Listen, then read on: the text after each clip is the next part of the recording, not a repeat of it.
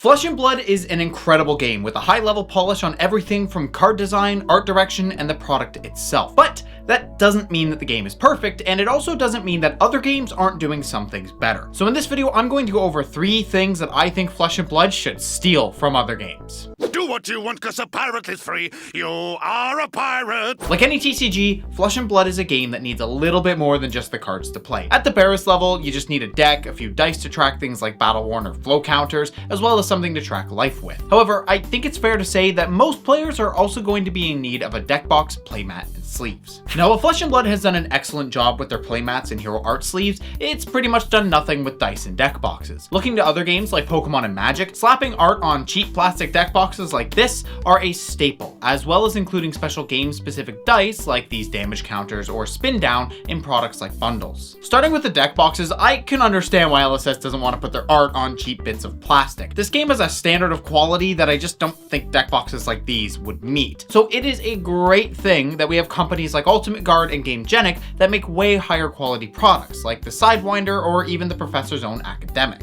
With Flesh and Blood being a hero-centric game, it just makes sense to sell deck boxes with hero art on them. I use this Sidewinder to house my Prism deck, so how cool would it be if I had her art on the inside of the lid here? This is actually something the Game Grand Archive has done a bit of, and I have to say that if something like this were to come in Flesh and Blood, I'd certainly be throwing my money at it. And speaking of, nicer deck boxes, there's a fair amount of them that don't just hold your decks, but your dice as well. Now, Flesh and Blood does technically have official dice, but they're these oversized streaming dice, mostly used to record footage for official events. But even if these were sold to the general public, they're just, too large to be practical. Like, they don't fit into a deck box. They're hilarious, yes, but the novelty does wear off pretty quick when you realize that you have to bring, like an extra bag or something just to carry these. So what I would like to see is these dice just normal sized. Well, at least some of them. These attack dice are kind of useless if you're not recording a game, but things like the armor dice or the resources or heck, even something for a rune chance or a tunic would be awesome to have. However, even more than those, I want LSS to make a spin down dice to track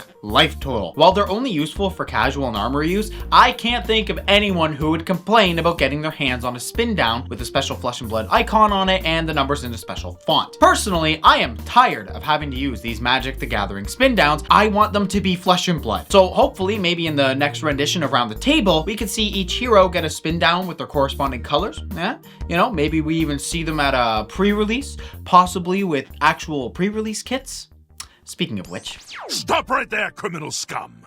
Nobody breaks the law on my watch. I love Flesh and Blood pre-release as much as the next player. Sitting down with a brand new set, getting to rip some packs, and shooting the shit with everyone else at the store is a fantastic time. However, I cannot get over the fact that instead of a nice little box with all your stuff inside, you just get handed 6 loose packs and some promos. Now, I get that this could come across as a nitpick, but I really do think that getting an actual pre-release kit adds to the feeling of the event in a significant way. When I did my video pitching the idea of bundles, one of my big points was that sealed product feels way better than opening loose random packs. So even though a kit that contains 6 packs is the same thing as 6 loose packs from a box, it just feels better to get them sealed. Obviously, I think the design of these kits can be very similar to other games like Magic, where it's just a simple box that has the packs, tokens, and promos, and maybe something like a spin down if they choose to add that. And that box would not only be more fun to open, but would also serve a practical use of housing the extra cards that didn't make it into your sealed deck, or even the sealed deck itself if you chose not to sleeve it. And even if a store doesn't use all their kits on the pre-release night, they could always use them for other sealed events or just straight up sell them after the set officially releases, since the promos would make purchasing a kit worth it to those who might not have been able to make it to pre-release. Also, speaking of the promos, if they're in the kits, that opens up the ability to have multiple of them. The cold foil promo for heavy hitters was starting stake, but what if they had also made Test of Strength a promo, and you had 50-50 shot of getting either in your box? Of course, the playability and constructed will be different for each promo, making some worth more than the others, but I think that adding some randomness to the pre-release promos could be a lot of fun and could incentivize more trading among players. Now, to be very fair though, LSS might not want to do pre-release kits because of shipping and logistics and all that nerd stuff, but I am still set on sealed things feeling better than loose, and that doesn't just go for products, but for promos as well. I love stealing. I love taking things. Before starting Legend Story Studios and making Flesh and Blood, James White, the creator, ran a company called Hobbyco, which was involved with Yu-Gi-Oh! And while that game is a complete mess nowadays, there is one thing they do right over there, and it's one thing that I want Flesh and Blood to steal over anything else, and that's their OTS prize packs. See, in Flesh and Blood, entering an armory gets you an extended art promo and the chance to win a cold foil promo. And while sometimes these promos can be really good, other times they're Break of Dawn and Beaming Blade. And even when the promos are good, they're not always the best incentive to get players to go out to their locals. If you're not playing a hero that corresponds with the entry promo and you're not good enough yet to win the cold foil, then they're basically worthless to you. OTS packs, on the other hand, are used as prizing in Yu-Gi-Oh! Where for each series there's a list of cards that you have a chance to pull. Some of them are quite rare or offer foils of cards that weren't foil previously and could potentially be worth a lot of money. So this is a great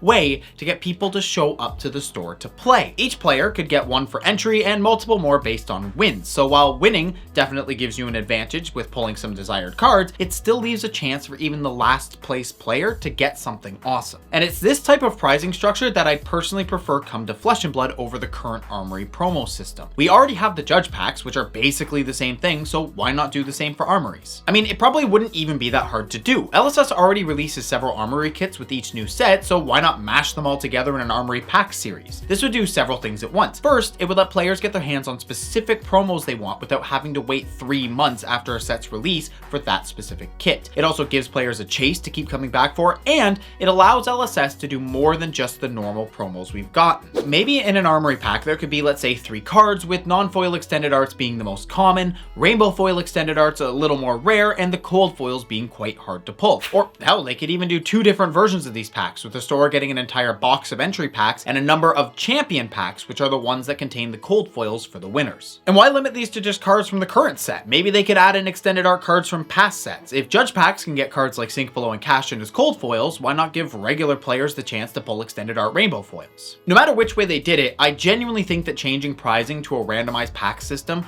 would be far more engaging and exciting for players. Letting even the worst players at a store have a chance to strike big removes a lot of those feel bads when there's usually a few people that win every week. And the excitement of getting the chance to pull something, to me at least, is a way better draw to go to the LGS than a known prize. There's a reason that people like cracking packs, so why not bring that to Armory prizing? But that is going to be it for the 3 things I want Flesh and Blood to steal from other games. Again, I think Fab is a fantastic game and gets a lot right, but there's always room for improvement. Now, this is the part where I could do the typical YouTuber thing and ask you to tell me what you'd like to see come to the game in the comments, but I'm sure you've already left a comment by now. Because if you don't, I'm going to show up your LGS and play Kano. So you better like, comment, and subscribe. And a huge thank you to all of the patrons. Patrons like the GigaChad Saint, Geeks First, Elixir, Vinny, Smokeopotamus, John, Ty, James, Chemical, Bryant, Transient Fire, Dark Memoria, and Big Hungry. Then we've got the Alpha Chads Thomas, Zajima, and Pavel. And finally, there's the Super Chads Bruno, Thal, Cece, Eric, Ben, and Yogbadoodles21. Thanks again as always, and stay Chadly, my friends.